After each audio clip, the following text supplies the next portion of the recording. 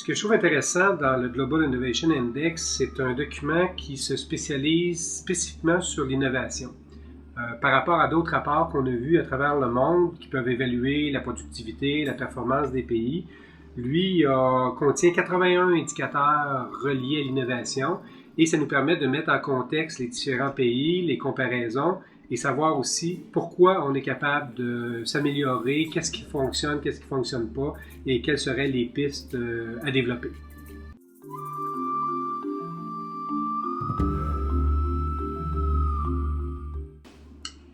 Ce qui est intéressant à voir dans ce rapport-là, c'est qu'on a parlé souvent d'innovation, on a parlé souvent de technologie, on a parlé d'innovation reliée au marketing, d'innovation au niveau de l'administration, mais on met vraiment de l'avant la notion du capital humain.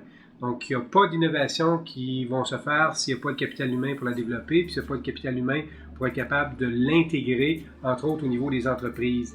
Ce qu'on remarque beaucoup au niveau du facteur humain, c'est qu'il faut leur laisser la capacité aux gens de s'exprimer, il faut qu'on ait l'appétit du risque, il faut qu'on ait l'esprit entrepreneurial pour être capable de travailler dans l'innovation et de capter ceux-là.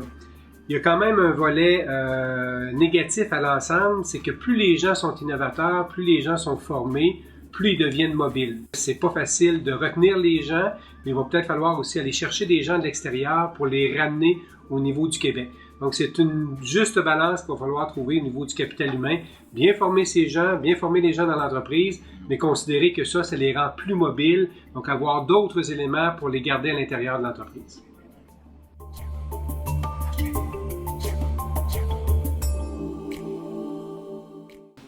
On remarque que dans le rapport, le Canada se classe au 12e rang. Donc, on pourrait être très heureux de voir ce classement-là. Le seul problème qu'on y voit, c'est que depuis les 3 dernières années, on a un recul de 4 positions depuis 2011. Et c'est ça qui commence à être inquiétant. L'outil que les gens prennent pour faire l'évaluation au niveau entre autres, pour le positionnement de l'innovation, c'est le rapport des dépenses intérieures brutes de recherche et développement qu'on met en opposition par rapport au pourcentage du PIB. Et tout ce rapport-là, ce ratio-là des dépenses sur le PIB nous aide à faire le classement des différents pays. Ce qu'on remarque au niveau du Canada, c'est que les investissements au cours des 5 dernières années, on a diminué de 12% ces investissements-là par rapport à la période de 2009-2012. Pour le Québec, les chiffres démontrent qu'en 2010 et 2012, on a subi une diminution de 5,6% du ratio de la dépense de recherche sur le PIB. Le problème est un peu plus accentué quand on remarque que le ratio est rendu pour 2012 à 2,43 par rapport au PIB. Et quand on se compare à la France, quand on se compare à la Belgique, quand on se compare à la Finlande et au Danemark, on a un sérieux recul qui est amorcé par rapport au Québec. Et malheureusement, dans la situation où on se trouve actuellement au Québec pour cette année et l'année prochaine, on ne s'attend pas à ce que le Québec soit capable d'atteindre la cible de 3% qui avait été annoncée dans le budget de 2012-2013.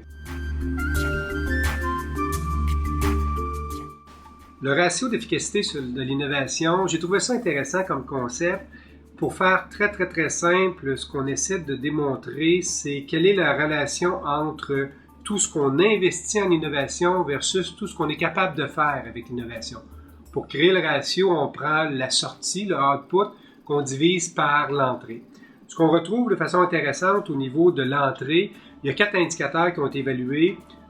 Les indicateurs des institutions, des infrastructures, de la complexité des marchés et de la difficulté de faire affaire au pays. Donc, quand les gens analysent ça, on fait encore un parallèle entre le Canada et le Québec. Je pense qu'au niveau des intrants, le Canada se classe bien.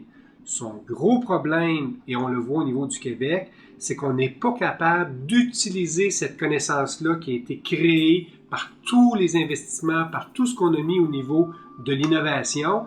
Quand vient le temps d'en faire le transfert, quand vient le temps pour l'entreprise de capter cette innovation-là, bien, c'est là qu'on a des problèmes. Et c'est là qu'il va falloir continuer à investir parce qu'on a beau générer un gros contenu, si on n'est pas capable de l'utiliser, notre ratio qu'on appelle le ratio REI va être extrêmement faible et ça nous pose un problème par rapport à l'ensemble des développements qui se passent dans le monde actuellement. Ce qu'il faut comprendre aussi, c'est que tout à l'heure, on a mentionné que dans l'ensemble, le Canada se positionnait au 12e rang sur les 136 économies évaluées. Mais quand on regarde spécifiquement le ratio d'efficacité sur l'innovation, le Canada tombe au 86e rang par rapport aux 136 économies évaluées. Et c'est là où on commence à dire, le ratio que ça nous donne, ça nous met au même niveau que l'Espagne ou la République tchèque, qui sont déjà plus hauts que ce qu'on peut être. Et on est très loin de ce que peut avoir la Finlande, l'Allemagne ou la France comme ratio d'efficacité de l'innovation. Donc, il va falloir faire très attention à cet aspect-là.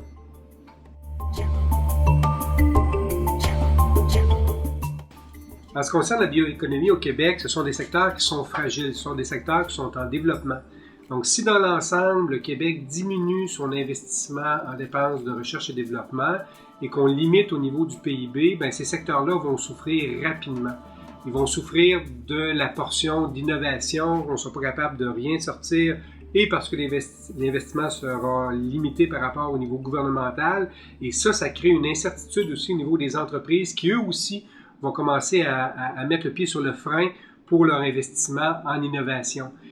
Et là, on va voir les impacts de ça dans 4-5 ans, et c'est maintenant qu'on doit essayer d'y remédier, sinon ce sont les années subséquentes qui vont être très difficiles pour le secteur de la bioéconomie au Québec. On peut tirer déjà certaines conclusions. Ce qu'on remarque par rapport à l'analyse de ce rapport-là, c'est que le Canada est en perte de vitesse. Le Québec est en perte de vitesse. On n'atteindra pas les cibles qui avaient déjà été mentionnées il n'y a pas plus tard qu'il y a 2 ans avec notre investissement de la recherche et du développement par rapport au PIB. Donc, premier grand constat, on est déjà en retard.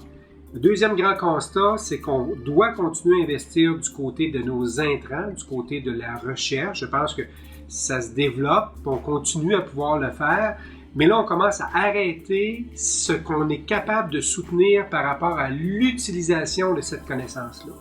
Et si on le fait maintenant, en 2014-2015, ce sera dans 3, dans 4, dans 5 ans où on va voir l'impact de ça. Mais on le sait, on le comprend l'impact que ça va donner. L'impact va être très négatif. Donc, il faut continuer à être capable de développer la chaîne de l'innovation au Québec, pas juste en créant des entreprises, mais en étant capable de maximiser l'usage de ce qui a été développé au niveau de la connaissance et d'être capable de pouvoir avoir les retombées de ça. Et actuellement, on crée de l'incertitude, on crée le déséquilibre et on sait qu'on le crée. Donc, il va falloir faire très attention de l'impact que ça va donner avec l'ensemble des coupures qu'on a et de continuer à stimuler les entreprises pour être capable d'aller chercher pas juste l'innovation, mais se donner la capacité d'innover, donc d'être capable de prendre les investissements nécessaires, de s'entourer du personnel nécessaire pour aller chercher cette capacité-là d'innovation.